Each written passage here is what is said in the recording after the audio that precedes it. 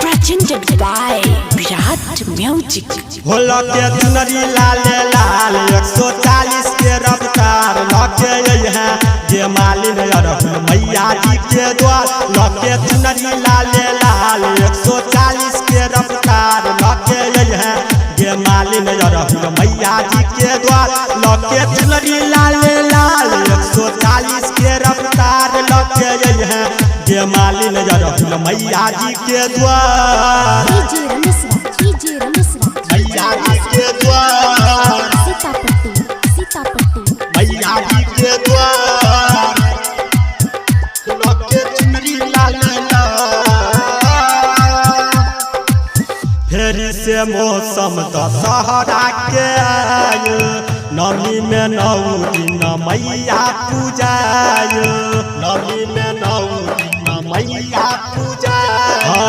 फेरी से मौसम दशहरा के आयो नवमी में 9 दिन मैया पूजायो।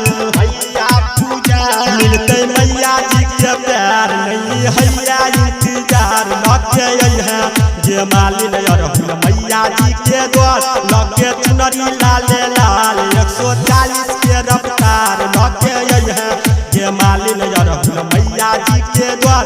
लगे चुनरी लाले लाल 140 के रफ्तार लगे है जे मालिन अरहुल मैया जी के द्वार। मैया जी के द्वार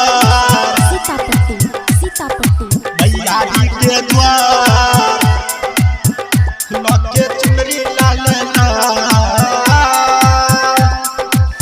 राइटर राजीव छोगे तोरे सहार मनीषा राजा अपन पीटई का पार।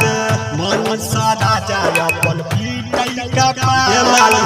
राइटर राजीव छोगे तोरे सहार मनीषा राजा अपन पीटई का पार।